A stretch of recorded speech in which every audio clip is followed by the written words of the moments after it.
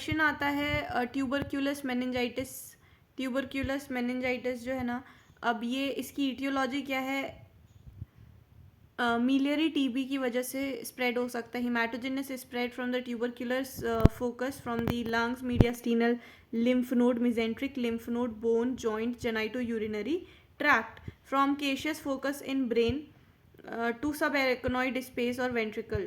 ठीक है, and sometimes there may be rupture of this meningeal tuberculoma and it will be responsible for meningitis. Predisposing factor trauma, repeated infection हो रहा है, past history of measles है, whooping cough, ये disposing factor है। 75% में personal history of TB, active TB is present. Onset insidious onset होता है, common in children in 2 to 5 year of age. ठीक है, प्रोड्रॉम में तो weakness, lassitude, loss of appetite, low grade pyrexia, loss of weight देखने को मिलता है 2-3 हफ्तों तक। और नेक्स्ट में मेनिंजल इरिटेशन वाली स्टेज आती है जहाँ पे फीवर होता है, हेडेक होता है, वॉमिटिंग, फोटोफोबिया, कन्वर्जन्स करने का साइन प्रेजेंट होता है, but nuchal rigidity less pronounced, meningeal cry present होगा।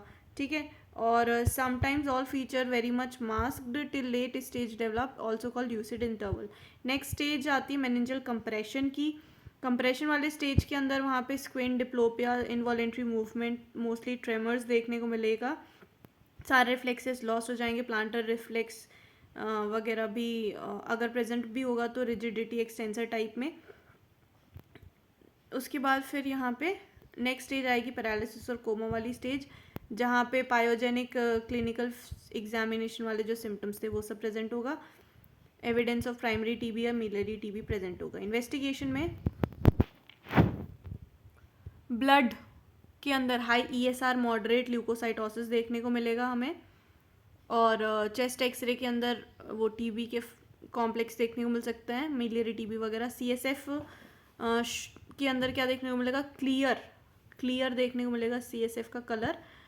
और ओवरनाइट स्टैंडिंग के अंदर spider web, coagulum, cobweb form हो जाता है वहाँ पे। पॉलीमॉर्फ्स जो है ना वो डोमिनेट करते हैं 100-500 क्यूबिक mm लिम्फ, और फिर अर्ली स्टेज में लिम्फोसाइट डोमिनेट करते हैं, और लेट स्टेज में प्लियोसाइटोसिस भी देखने को मिल रही है, प्रोटीन इंक्रीज है, शुगर वगैरह, क्लोराइड वगैरह कम है, वॉमिटिंग भी प्रोमिनेंट है, और smear test, staining, culture test करवाएंगे।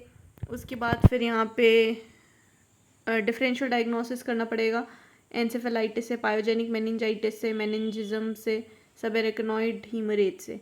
ट्रीटमेंट कैसे करेंगे? तो specific treatment for TB as in case of pulmonary TB, when hydrocephalus develop, surgical drainage required है।